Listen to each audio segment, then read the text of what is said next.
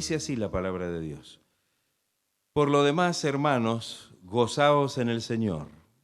A mí no me es molesto el escribiros las mismas cosas, y para vosotros es seguro.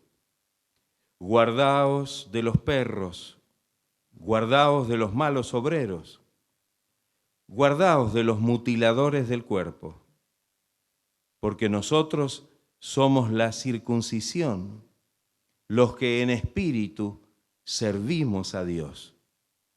Y nos gloriamos en Cristo Jesús, no teniendo confianza en la carne. Aunque yo tengo también de qué confiar en la carne. Si alguno piensa que tiene de qué confiar en la carne, yo más. Circuncidado al 8º día, del linaje de Israel, de la tribu de Benjamín, hebreo de hebreos, en cuanto a la ley, fariseo, en cuanto a celo, perseguidor de la iglesia, en cuanto a la justicia que es en la ley, irreprensible. Pero cuantas cosas eran para mi ganancia, las he estimado como pérdida por amor de Cristo. Y ciertamente, aún estimo todas las cosas como pérdida por la excelencia del conocimiento de Cristo Jesús, mi Señor, por amor del cual lo he perdido todo y lo tengo por basura para ganar a Cristo y ser hallado en Él, no teniendo mi propia justicia, que es por la ley, sino la que es por la fe de Cristo, la justicia que es de Dios por la fe, a fin de conocerle y el poder de su resurrección y la participación de sus padecimientos, llegando a ser semejante a Él en su muerte, si en alguna manera llegase a la resurrección de entre los muertos. No que lo haya alcanzado ya, ni que ya sea perfecto, sino que prosigo por ver si logro asir aquello por lo cual fui también asido por Cristo Jesús. Hermanos, yo mismo no pretendo haberlo ya alcanzado, pero una cosa hago, olvidando ciertamente lo que queda atrás y extendiéndome a lo que está delante, prosigo a la meta, al premio del supremo llamamiento de Dios en Cristo Jesús. Así que todos los que somos perfectos, esto mismo sintamos, y si otra cosa sentís, esto también os lo revelará Dios. Pero en aquello a que hemos llegado, sigamos una misma regla, sintamos una misma cosa. Amén. En principio, el tenor de la carta en sí es el gozo. Amén. Cuando estudiamos la carta a los filipenses decimos que se la llama la carta del gozo, porque en casi todos los capítulos menciona Pablo justamente el gozo del Señor.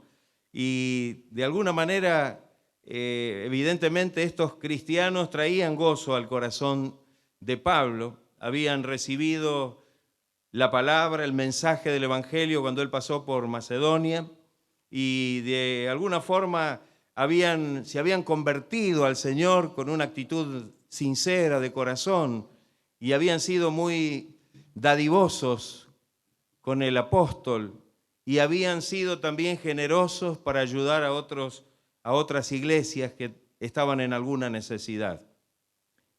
Pablo le escribe, y en este capítulo toca un tema muy especial, muy hermoso, pero muy especial para nosotros los cristianos. En primera instancia dice lo que venimos diciendo. Por lo demás, hermanos, gozaos en el Señor. Amén. Este es un mandato del Señor. Amén. Pablo habla del gozo no solamente a los filipenses. Cuando le escribe a los tesalonicenses les dice, estad siempre gozosos, ¿no? tener una actitud de gozo, y no habla solamente de estar riéndonos todo el tiempo, sino realmente de una actitud interior de corazón, de gozo y regocijo en la presencia del Señor. Pablo estaba interesado en que ellos pudieran, no solamente los filipenses, sino también los demás, pudieran ser edificados y seguir creciendo. Fueron iglesias que nacieron como fruto de su trabajo misionero, y sentía él una gran solicitud por ellos, oraba en todo tiempo por ellos y les mandaba, si bien él estaba en una situación de no poder visitarlos, sin embargo le mandaba las cartas para que ellos pudieran recibir la palabra, los consejos, la enseñanza, para que pudieran seguir avanzando, creciendo y madurando en la fe, en el Evangelio, en el conocimiento de la doctrina del Señor. Por eso dice, a mí no me es molesto el escribiros las mismas cosas, y para vosotros es seguro. Amén. Quizá cuando miramos al apóstol Pedro, cuando dice que él estaba sabiendo que lo que él decía ya lo sabían, tal vez ya lo habían escuchado más de una vez, sin embargo dijo que iba a seguir diciéndolo, repitiéndolo, y aún después de mi partida, dice, voy a procurar que lo sigan escuchando.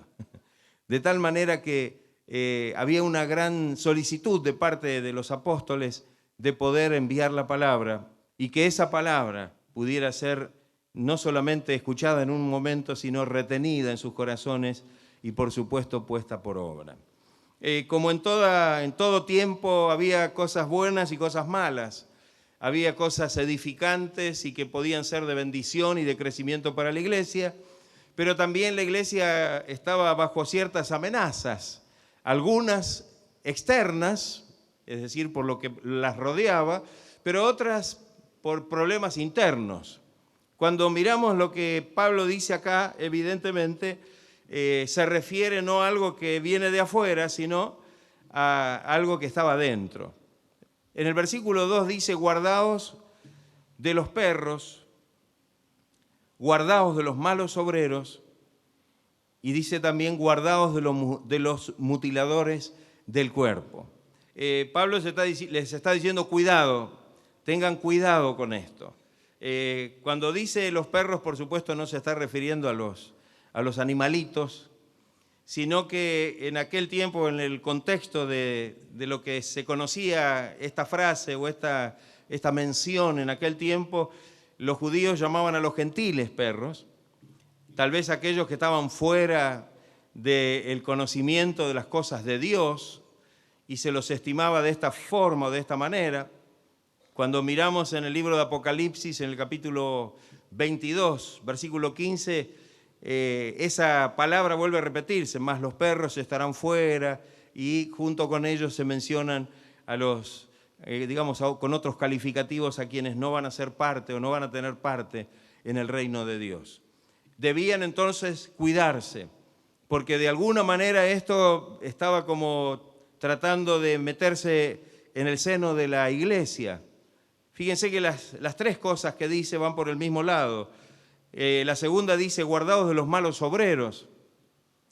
Está hablando de los obreros que tal vez, creyéndose obreros del Señor, no estaban siendo de bendición ni estaban siguiendo la palabra de Dios para ser de edificación a la iglesia, sino que en realidad eran obreros fraudulentos en lo que respecta a la fe, y la acción de ellos dentro del seno de la iglesia seguramente iba a traer disolución, iba a traer problemas, iba a traer divisiones, cosas que Pablo quería evitar para que la iglesia no sufriera esta consecuencia, sino que realmente tuvieran cuidado de estas situaciones.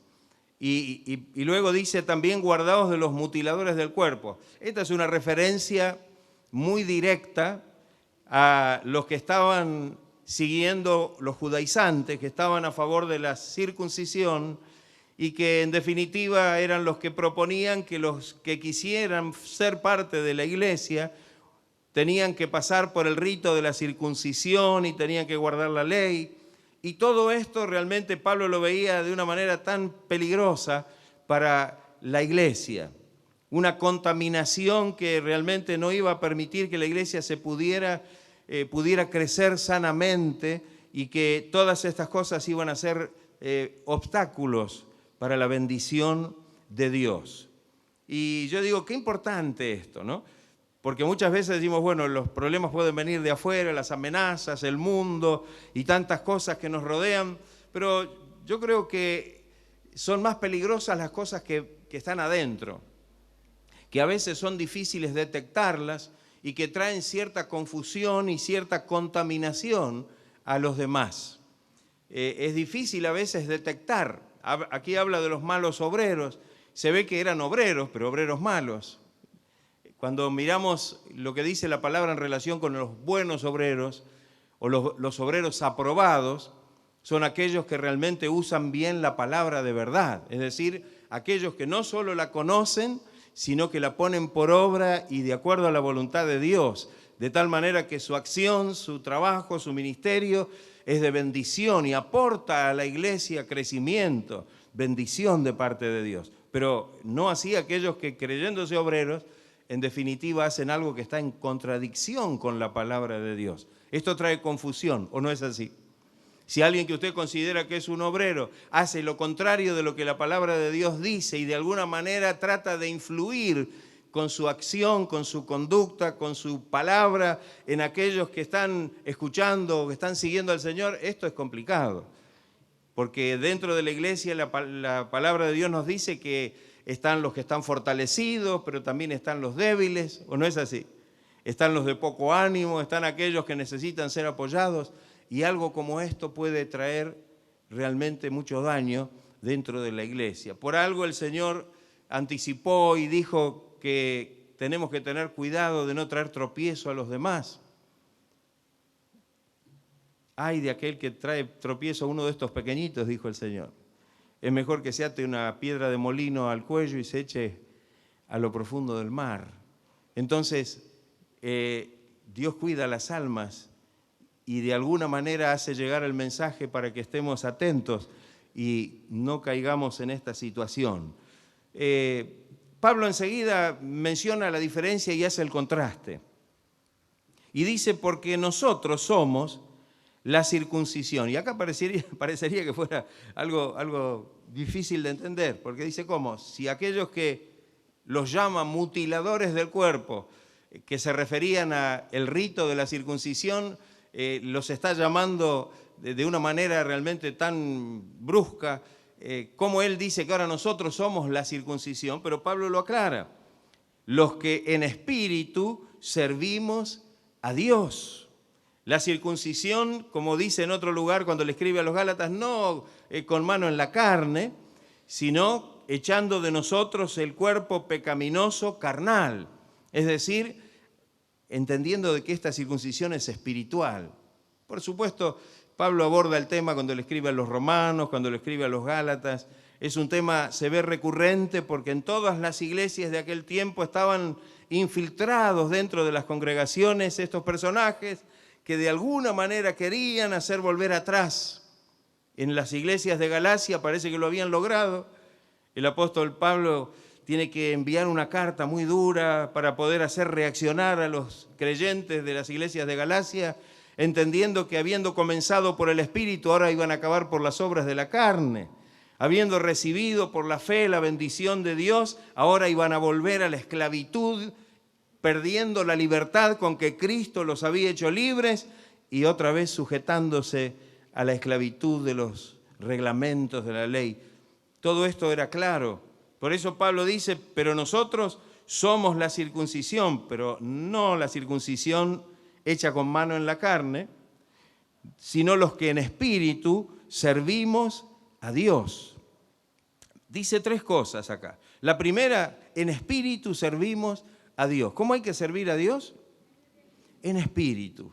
Es decir, nuestra vida interior debe realmente ser un servicio a Dios a través de una acción espiritual, porque la obra de Dios no es carnal, la obra de Dios no es material, la obra de Dios es espiritual. Y entonces tenemos que comprender el sentido espiritual de la obra de Dios. Hay muchas veces que los creyentes creen que la obra de Dios es como si fuera una empresa. Uno va, uno viene, uno hace una cosa, el otro hace otra, parece que cada uno...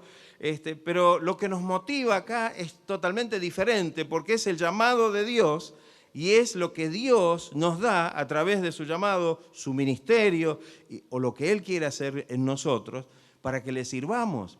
Es algo espiritual. ¿Amén? Es algo espiritual, no es carnal. No medimos las cosas como se miden en el mundo, sino que en realidad nuestro servicio a Dios debe ser en espíritu. Así como tenemos que orar en el espíritu, ¿o no es así? Debemos orar en el espíritu a Dios. Debemos entender que la comunicación con Dios no puede ser carnal, sino tiene que ser espiritual. Siempre explicamos que el hombre cuando cayó perdió la vida espiritual y solamente la recuperamos cuando venimos a Cristo y nacemos de nuevo y Él nos da una vida espiritual capaz de poder conectarnos con Dios, de estar nuevamente en contacto y en comunión con el Señor. Entonces vivimos en el Espíritu, servimos en el Espíritu, adoramos en el Espíritu, o como dice la palabra, andamos en el Espíritu. Como se describe tan claramente en la palabra. Entonces, Pablo muestra esta verdad en primera instancia. En espíritu servimos a Dios.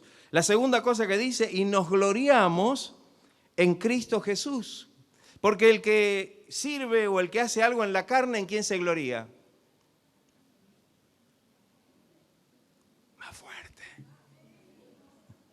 En la carne, se gloría en la carne. Se gloría en sí mismo, se gloría en lo que hace. Pero el que sirve a Dios en espíritu, este se gloría en el Señor. Pablo dice, si tenemos que gloriarnos, nos tenemos que gloriar en el Señor. De ninguna manera me voy a poder gloriar en este hombre exterior, sino que me tengo que gloriar en Cristo. Entonces nosotros debemos servir a Dios en espíritu y como bien dice la palabra, nos gloriamos en Cristo Jesús. Él es el motivo de nuestra gloria. Porque si en algo tenemos que gloriarnos es en lo que Él hizo en nuestra vida, ¿o no es así? No en lo que yo hago, ni en lo que usted hace, ni en lo que usted puede hacer o la capacidad que tiene o no tiene. Nuestra gloria es Cristo. En Él nos gloriamos. Y la tercera cosa que dice, no teniendo confianza en la carne. Porque evidentemente si hacemos las cosas en la carne, nos gloriamos en la carne y en definitiva confiamos en la carne. Hacemos las cosas pensando en que nosotros tenemos la capacidad para hacerlo. Y ¿sabe una cosa? La Biblia dice todo lo contrario, porque la Biblia dice que Él llama a las cosas que no sirven, que no son como si fuesen. Y que Dios no eligió lo más importante, lo más sabio del mundo, sino lo más necio, para avergonzar a los sabios. Y lo que no es, para avergonzar a lo que es. De tal manera que si estamos aquí y Dios nos eligió, es porque no servíamos para nada. Lamento decepcionarlo. No servíamos para nada. Necesitamos realmente comprender, y ahora lo vamos a ver un poquito más adelante, cómo Pablo enfatiza ese punto. Porque no podemos confiar en la carne. Si nos plantamos en las cosas de Dios confiando en nosotros mismos, ahí sí aplique ese texto que digo que se usa mal. El que piensa estar firme en la carne, mire que no caiga. Porque lo más probable es que se dé un buen porrazo. Porque tenemos que estar firmes en el Señor. Porque nuestra vida tiene que glorificar a Dios. Porque tenemos que hacer realmente una obra totalmente espiritual. Pablo menciona, y a continuación, en estos textos que siguen, él dice, miren, yo tengo en qué gloriarme como tal vez otros se glorían. Yo también tengo o tendría cosas en las cuales gloriarme. Y Pablo las dice. En los versículos que siguen, Pablo hace como una pequeña lista de cosas en las cuales él se podía gloriar o confiar. Aunque yo tengo también, dice en el versículo 4, ¿de qué confiar en la carne? Si alguno piensa que tiene de qué confiar en la carne, Pablo dice, yo más. Ahí ya está mostrando el tema de la carnalidad. Yo más. Circuncidado al 8º día, del linaje de Israel, de la tribu de Benjamín. hebreo de hebreos, es decir, de pura raza.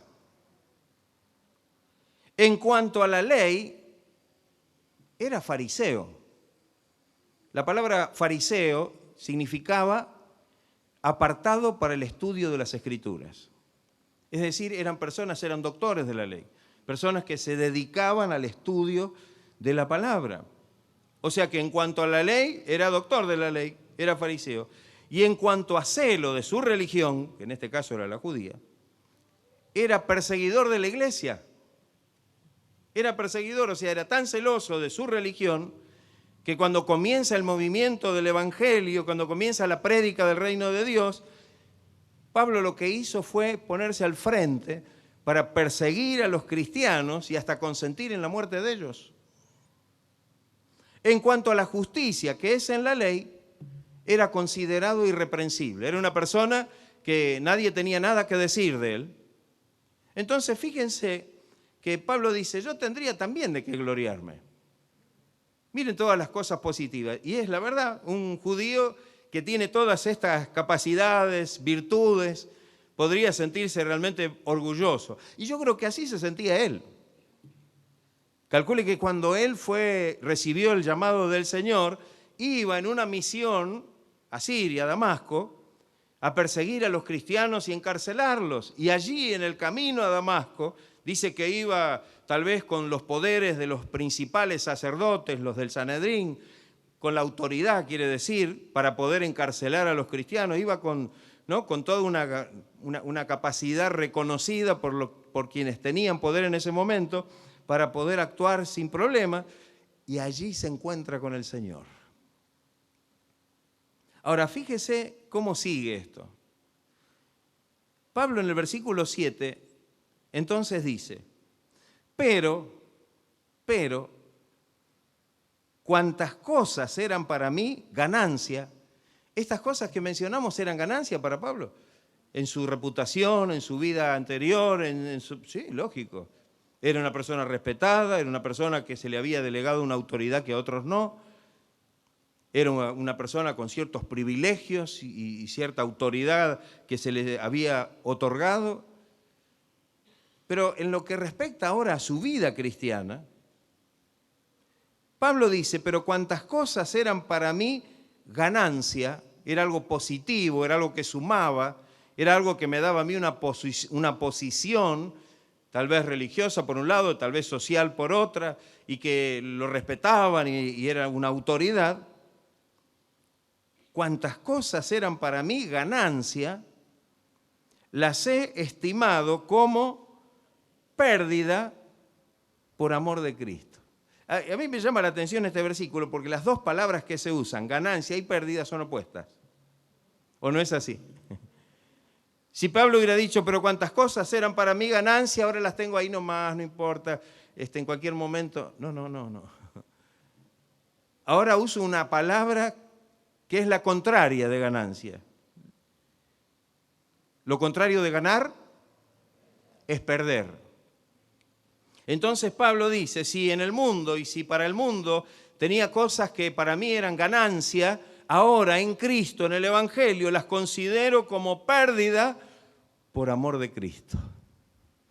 Y yo digo, qué importante esto. Porque muchas veces cuando pensamos en cosas que tenemos que abandonar y que dejar por el Evangelio, por el camino de Dios, a veces pensamos en cosas malas. Pues sí, porque yo antes era esto y yo antes era el otro, porque era un delincuente o porque era, no sé, qué sé yo, cualquier otra cosa. Entonces tuve que dejar todo esto para ser del Señor. Pero no es este el caso.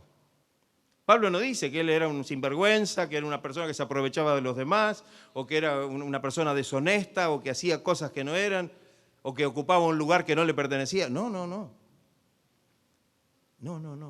Él las cosas que tuvo que dejar eran valiosas. Y según lo que era reconocido por el mundo, era bueno. Y yo digo, ¿cuántas veces cuando tenemos que entender esto, pensamos en las cosas pasadas como las malas cosas que tenemos que dejar y que lógicamente las tenemos que dejar y el Señor es el que nos libra de esas cosas, ¿no? Como dice la palabra, si mentía, ahora no tiene que mentir.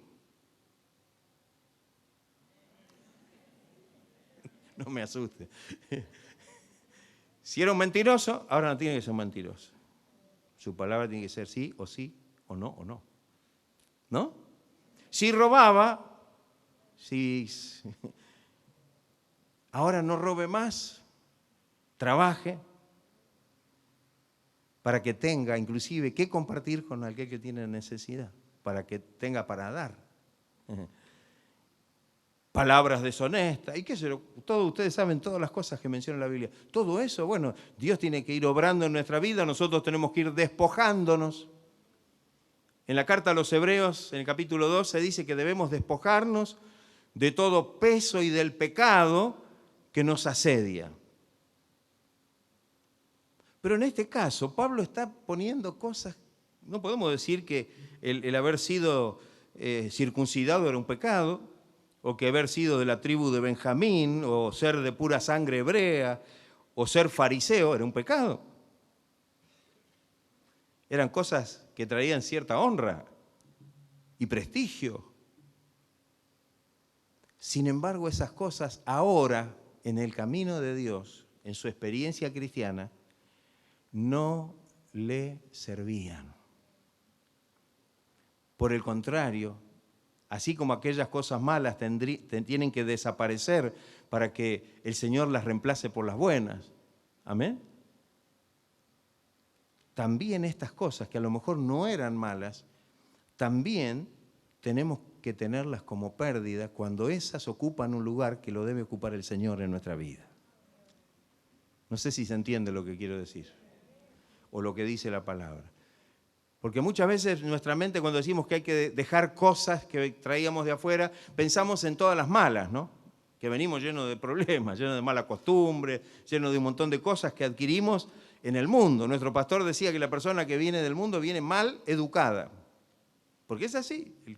Si nos educamos en el mundo vamos a estar mal educados, porque el mundo, ¿qué educación puede dar? Pero fíjese que aquí Pablo se desprende y estima como pérdida aquellas cosas que en otro tiempo eran ganancia para su vida. Como cosas que las tiene que dejar de lado cuando en otro tiempo eran las cosas que le daban el valor y la honra como hombre prestigioso, como hombre respetable, fiel a sus ideales y a sus sentimientos en lo que respecta a lo religioso. Pero ahora, por amor de Cristo, tenía que dejar estas cosas afuera. Y tal vez la primera reflexión profunda de este pasaje es esta. Más allá de todas las cosas malas que tenemos que dejar, que tenemos que despojarnos de ellas, del viejo hombre viciado, dice ¿no? El mismo apóstol Pablo lo dice todo esto. El hombre viejo, viciado con los deseos engañosos y lleno de cosas malas. También podemos y debemos despojarnos de aquellas cosas que a lo mejor pueden estar impidiendo que nosotros podamos vivir para la gloria y la honra de Dios. No era malo que Pablo fuera todo eso que dice ahí, que hasta le podía ser de gloria personal eso, delante de cualquiera, aún delante de los de su nación. Sin embargo, ahora en Cristo, él reconocía que estas cosas las tenía que tener como pérdida por amor de Cristo. Fíjese, y dice, y ciertamente aún estimo no solamente estas cosas. Y aquí parece que Pablo se va al extremo, porque mire lo que dice, y ciertamente aún estimo todas las cosas como pérdida por la excelencia del conocimiento de Cristo Jesús, mi Señor, por amor del cual lo he perdido todo. Todo. Ciertamente aún estimo todas las cosas como pérdida, sean cuales sean. Tal vez podemos decir esto con otras palabras y decir que para Pablo el Señor tenía que ser lo primero. El primer lugar en su vida era para la gloria de Dios, era para servir al Señor, era para adorar a Dios, era para honrar el nombre del Señor y estar consagrado y estar dedicado para la gloria y la honra de su nombre. Y el mayor anhelo de su corazón era realmente lograr la excelencia del conocimiento de Cristo Jesús, mi Señor, dice, por amor del cual lo he perdido todo. Él no vacilaba a esta altura en decir, no importa lo que sea, si hay algo que me priva o me quiere sacar del camino de Dios o del ministerio que Dios me dio o del lugar, yo lo tengo que dejar de lado. Pero no es que esto el Señor se los dio como un mandamiento, esto Él lo vive como una experiencia. Y Él dice, yo ahora he conocido al Señor y todo lo demás no tiene ningún valor a la luz del glorioso Señor, como dice el himno. Entonces no vacilo, no puedo vacilar en dejar ninguna cosa. ¿Cuántas veces hay ciertas cosas que al creyente le son de impedimento para que pueda servir al Señor? O seguir al Señor o entregarse al Señor de corazón. Y a veces la persona dice, pero en esto no hay nada de malo en esto. Pero si esto me está impidiendo que yo me consagre al Señor, si esto me está impidiendo que yo pueda realmente conocer a Cristo y entregarme totalmente a Él, eso empieza a ser malo para mi vida. Cuando el Señor Jesús habla en ese famoso sermón de Jesús, el Sermón del Monte, habla de tantas cosas que vendrían a ser como las leyes del reino. Una de las cosas que dice que debemos amar al Señor por sobre todas las cosas. Y en un momento dijo, el que no aborrece a su padre y a su madre y a sus hijos y todo lo que tiene, no puede ser mi discípulo. Y entonces alguno podrá decir, bueno, pero esto, ¿será que el Señor quiere que nosotros aborrezcamos a nuestra familia? No, porque en el contexto bíblico no hay tal enseñanza. Pero sí podemos entender que lo primero en nuestra vida y antes de cualquier filiación tiene que estar el Señor. ¿O no es así? Sí. Esto era una prueba para el discipulado. Todo aquel que quisiera ser discípulo del Señor aún tenía que empezar por negarse a sí mismo. Y tenía que tener el valor de poner al Señor en primer lugar en su vida. Y todo lo demás podía ocupar el lugar que tendría que ocupar, si es que debía ocupar algún lugar. Muchos se han escandalizado cuando leyeron ese pasaje o lo escucharon predicar. Uy, pero ¿cómo será el Señor entonces que tengo que aborrecer a mis padres o a mis hijos o a mis hermanos o a mi familia? Lo que el Señor dice, y creo que esa palabra cuando lo hablamos en términos más técnicos, que esa palabra aborrecer viene de la etimología de una palabra que quiere decir amar menos. No está en el sentido positivo de aborrecer a alguien, sino el de amar menos. Entonces ahí, sin lugar a dudas y temor a confundirnos, tenemos que decir que no podemos amar menos al Señor que a nuestra familia, o que nuestros bienes, o que nuestras posesiones. Por el contrario, cuando miramos los mandamientos de Dios, ¿qué dice el primer mandamiento? Más fuerte. Amarás al Señor tu Dios. ¿Con qué? Con todo tu corazón, con toda tu alma, con toda tu mente, con todas tus fuerzas, con todo. Entonces, creo que es importante comprender este principio. Entonces, desde esa óptica, Pablo dice, ciertamente aún estimo todas las cosas como perdidas, no me voy a agarrar a nada. Hay personas que para poder a lo mejor seguir en el camino de Dios dicen, no, pero si no puedo hacer esto, entonces mejor no sigo al Señor. O si tuviera que dejar esto, que sí, ¿qué tiene de malo? Es que hasta que la persona no esté dispuesta a dejar lo que sea por el Señor, no va a tener la verdadera experiencia de un encuentro glorioso y personal con el Señor. Y sabe una cosa, que Dios no nos despoja. Dios nos enriquece. Y si algo tenemos que dejar es porque el Señor nos va a dar algo mucho mejor. ¿O no es así? Si algo tenemos que desplazar de nuestra vida porque puede ser un impedimento, sea un afecto, sea tal vez una actividad, sea tal vez, no sé, cualquier cosa que pueda. Dios nos va a reemplazar eso por algo que sea realmente de bendición en nuestra vida. ¿O no es así, hermanos? Y si esto no lo entendemos de esta manera, va a ser difícil que podamos comprender lo que Pablo dice. Entonces diríamos, como dicen otros de nosotros, Pablo se volvió loco. Se fue al extremo. Y yo creo que no es que se fue al extremo, sino que está tomando la palabra de Dios como es, como está escrita.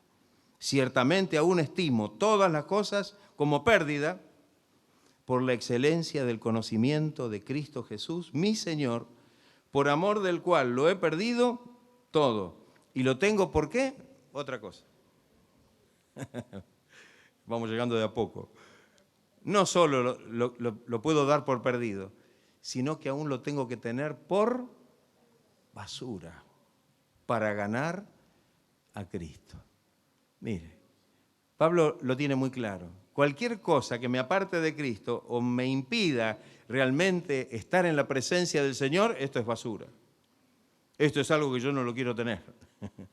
Esto es algo que tiene que desaparecer ya de mi vida para que yo pueda estar en comunión con el Señor y servir al Señor y estar en contacto y en comunión permanente con el Señor. Pablo dice, y ser hallado en Él, en Cristo, no teniendo mi propia justicia, que es por la ley, sino la que es por la fe de Cristo, la justicia que es de Dios por la fe. Ahí está. Pablo ahora ya no podía confiar en su propia justicia. Piense que él se creía un hombre justo. El hecho de que él podría juzgar a alguien como para poder no solamente encarcelarlo, sino hasta consentir en su muerte, era porque confiaba que su juicio tenía el valor suficiente para llegar a ese punto. Piensen ustedes que el primer mártir cristiano, Esteban, que murió lapidado, murió apedreado, dice la Biblia que las ropas de Esteban fueron puestas a los pies de un joven llamado Saulo. Era Pablo antes de convertirse. ¿Qué le parece? Qué importante esto, ¿no? Él se creía tal vez con una capacidad como para condenar al otro. Por eso es que tenemos que tener ese cuidado, porque tenemos y necesitamos la justicia de Cristo. Ser revestidos con la justicia que es por medio de la fe en Cristo. La justicia que es de Dios por la fe. Dice, a fin de conocerle y el poder de su resurrección y la participación de sus padecimientos. Un conocimiento pleno. Pablo dice que lo más grande que podemos recibir es el conocimiento del Señor, ¿no?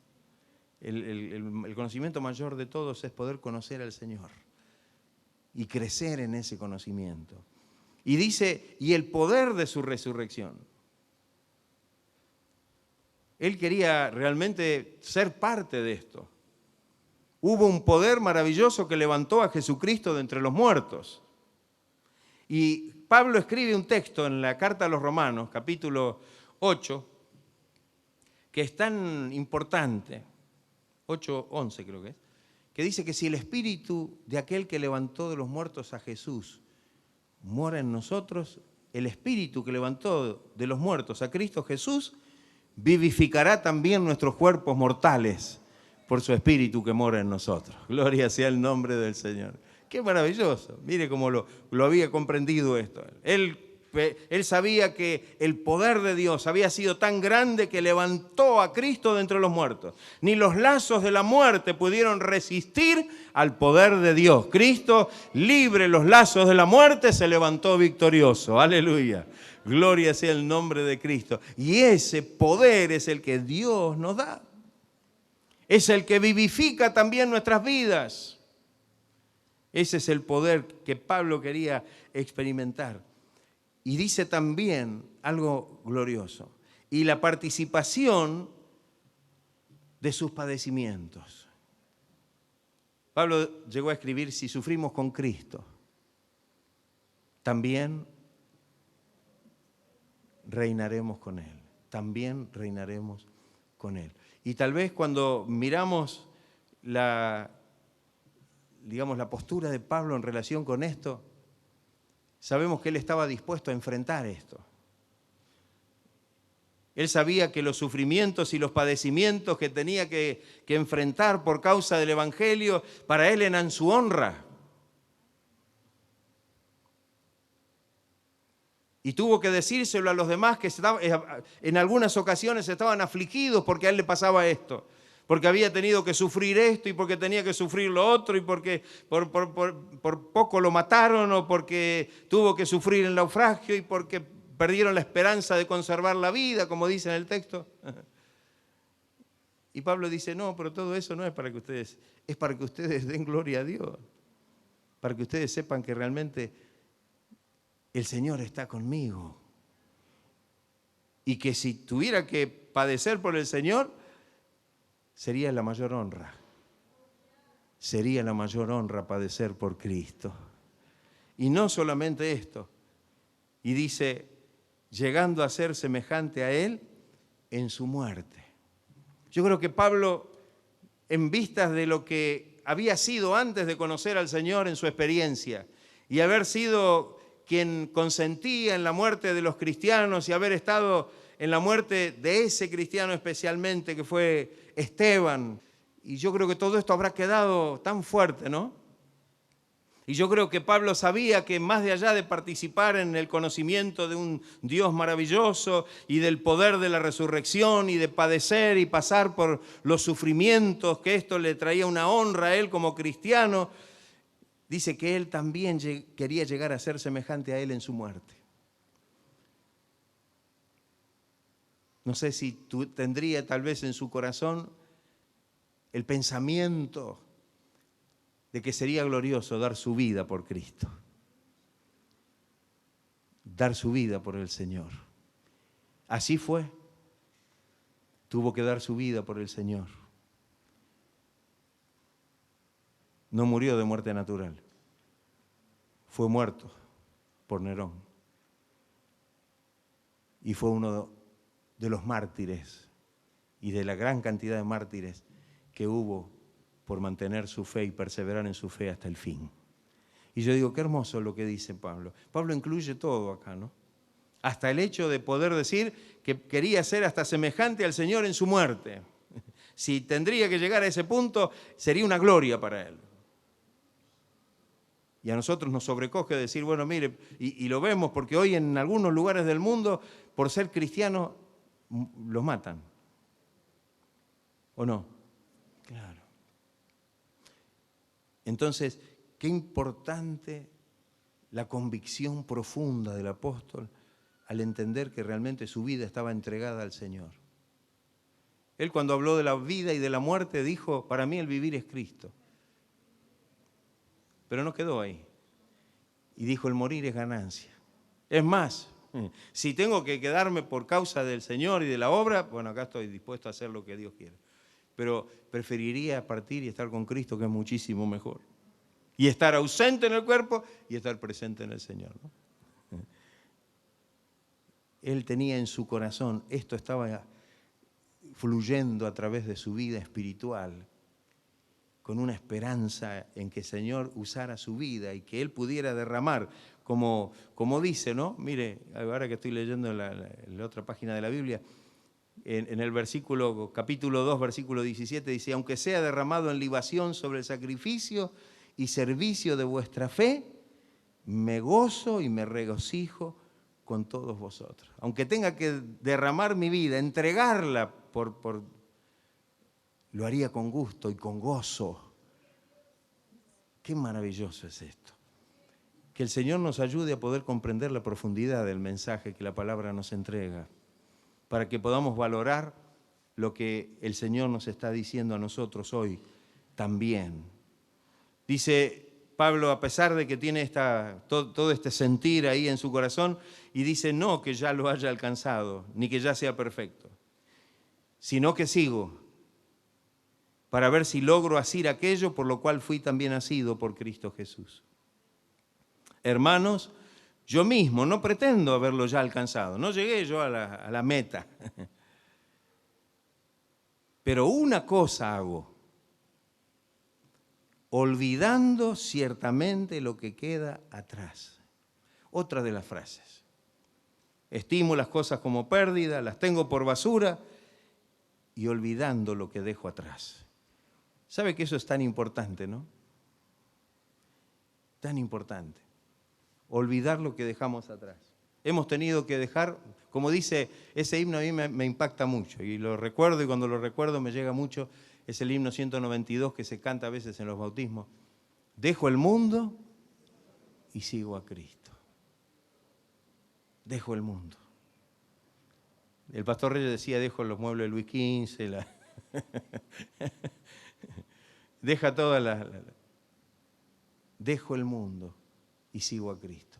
Pero no lo dejo con nostalgia. No lo dejo y como la mujer de Lot. No. Olvidando lo que queda atrás.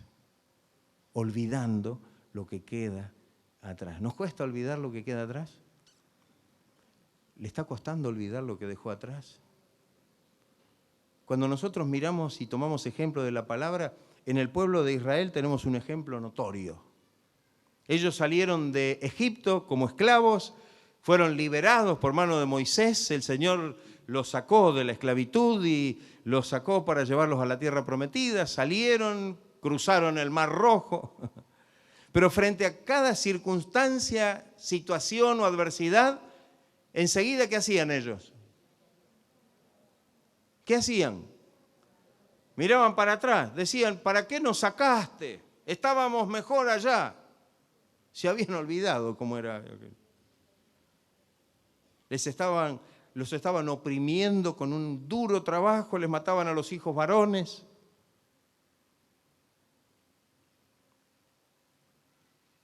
Y decía, estábamos mejor allá, allá podíamos comer carne. Allá podíamos. Y yo digo, a veces tenemos que revisar nosotros nuestra cuestión. Porque a veces puede que miremos para atrás con cierta nostalgia como miraron ellos. Y el Señor los tuvo que reprender severamente. A tal punto que fue tal la actitud de ellos, que ninguno de ellos, salvo dos, que fueron Josué y Caleb, pudieron después entrar en la tierra prometida. Ninguno. Todos quedaron en el desierto, solamente la nueva generación. ¡Qué terrible! La nostalgia. La mujer de Lot, el ángel fue claro y le dijo, miren, no miren para atrás por nada. Huyan de esta manera y sigan adelante, miren para adelante, no vuelvan su vista atrás. Deje lo que quedó atrás. Como dice el himno que cantamos, ¿no? Estoy siguiendo a Jesucristo. La cruz delante y el mundo atrás. No me vuelvo atrás para nada, ni con el pensamiento. ¿Amén? Qué importante esto, para que nosotros tomemos en cuenta que esto es lo que realmente Dios quiere para nuestra vida, olvidando ciertamente lo que queda atrás. Hay un texto que Pablo le escribe en la segunda carta que escribe a los Corintios, 5:17, que dice, de modo que si alguno está en Cristo, nueva criatura es. Las cosas viejas quedaron atrás, pasaron. Ahora, algunas son hechas nuevas. Todas son hechas nuevas. O sea que no hay ninguna de aquellas cosas que tenemos que, déjelas. No, pero algunas sirven. Como a Pablo le podía servir alguna de estas. Déjelo atrás. Pablo dice que no quiere nada, todo lo tiene como pérdida. Ahora estoy en Cristo, de acá para adelante el Señor quiere que viva en novedad de vida. Porque el Señor tiene para mí todas cosas nuevas en mi vida. ¿Está usted dispuesto a vivir en esa renovación de vida? ¿O todavía está atado a algunas cosas del pasado? Mira, yo no lo quisiera perder, porque después de todo no es tan malo. ¿Qué tiene de malo esto? Por eso enfaticé lo anterior. ¿Qué tenía de malo que Pablo fuera de la tribu de Benjamín, que había sido circuncidado, que era hebreo de hebreos, que era fariseo? No tenía nada de malo. Pero todo esto ahora no le servía para nada. Él ahora tenía una nueva vida en Cristo y ahora tenía que mirar adelante. Olvidando ciertamente lo que está atrás y extendiéndome a lo que está adelante. Prosigo a la meta. Usted sabe que tenemos una meta, ¿no? Claro. Tenemos una meta. ¿Y sabe quién es el que está en la meta? ¿Quién marca la meta? Es Jesús. Él está en la meta. Pablo dice, y extendiéndome a lo que está delante, prosigo a la meta, al premio del supremo llamamiento de Dios en Cristo Jesús. Pablo sabía que cuando llegara a la meta iba a recibir un premio, un galardón. Pablo llegó a decir ya, al final de su vida, termino mi carrera con gozo, porque sé que me espera la corona de la vida. Él estaba seguro que llegaba a la meta y que el Señor le pondría la corona de triunfador. Aclaro que esta carrera no es del que llega primero, no es del más ligero, es del que llega. Por eso que esta carrera, en los términos de lo que dice el escritor de la carta a los Hebreos, la tenemos que correr con paciencia. ¿No? ¿Se acuerda de Hebreos 12? Que corramos con paciencia la carrera que tenemos por delante, puestos los ojos a quien está en la meta, puestos los ojos en Jesús, el autor y el consumador de la fe. Qué maravilloso esto, qué maravilloso. Y dice, con eso terminamos, así que todos los que somos perfectos, ahora le voy a decir algo, pues seguramente alguno estará pensando, pongámonos de acuerdo con esto. Porque Pablo dice primero en el versículo 12, no es que sea perfecto, y en el versículo 15 dice todos los que somos perfectos. Quizás tenemos que entender que en la Biblia hay dos maneras de entender esto. Una que es la perfección como meta final, es la perfección que se logrará cuando lleguemos a la meta y se complete la obra en nosotros, porque dice que seremos como Él es, ¿o no? Claro.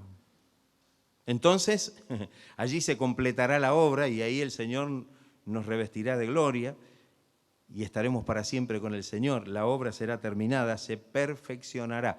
Filipenses 1:6 dice que aquel que comenzó la buena obra, la perfeccionará, pero ¿hasta cuándo? Hasta el día de la venida de Cristo, ¿no? Hasta el día. Ahí se terminará la obra y ahí el Señor nos dará esa perfección para estar en la presencia de Dios. Y entonces, ¿qué es lo que dice en el versículo 15? Así que todos los que somos perfectos, esta palabra perfectos en realidad en vez de perfección absoluta marca un cierto nivel. Algunos, inclusive algunas traducciones o algunos estudiosos la traducen como madurez. Llegar a un cierto nivel. Pablo había llegado a un cierto nivel de crecimiento, es obvio.